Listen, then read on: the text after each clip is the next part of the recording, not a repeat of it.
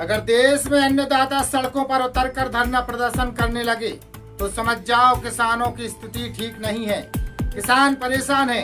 बड़ा सवाल है कि आखिर कौन सुनेगा इन अन्नदाताओं की पुकार। एक तरफ केंद्रीय कृषि मंत्री शिवराज सिंह चौहान किसानों की हर संभव मदद करने के लिए टोल फ्री नंबर तक जारी कर दिया है, तो वहीं बंडा में परेशान इन किसानों पर कोई भी अधिकारी की नजर नहीं है।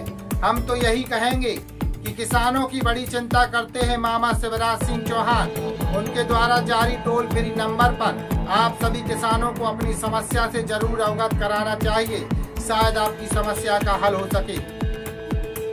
पूरा मामला सागर जिले के बंडा की बेहद सिंचाई परियोजना के अंतर्गत बनाए गए उल्दन बांध में दर्जनों ग्रामों के ग्रामीणों ने बहरौल की दसान नदी में उतरकर जल सत्याग्रह शुरू कर परियोजना के अंतर्गत डूब क्षेत्र में आने वाले ग्रामों में विस्थापन के नाम पर सामने आ रही विसंगतियों पर शासन प्रशासन तक गुहार लगाने के बाद जब कोई सुनवाई नहीं हुई तो किसानों ने और ग्रामीणों ने 11वें दिन जारी धरना प्रदर्शन में अब जल सत्याग्रह में तब्दील कर दिया है।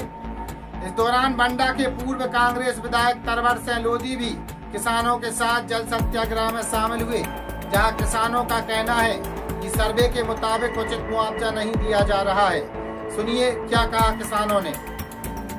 अब ये है कि हम लोग सत्याग्रह करने पर बहुत मजबूर हो गए। हम जितने भी किसान हैं, हम लोगों की कहीं से कहीं तक कोई सुनाई नहीं हो रही। न कलेक्टर महोदय ने सुनी, न SDM ने सुनी। मुख्यमंत्री के यहाँ भी हम लोगों ने यहाँ से पैदल यात्रा की, कम से कम 200-300 किसान पैदल गए।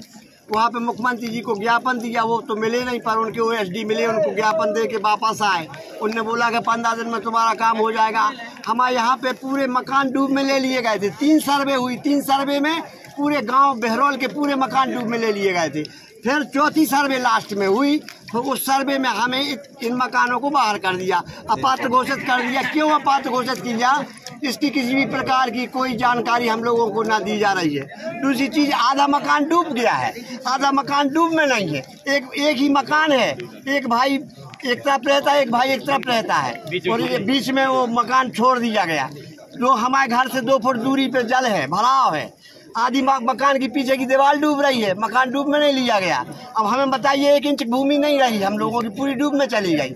हम उन खाली मकान में रह के क्या करेंगे, क्या खाएंगे, क्या बच्चों को देंगे।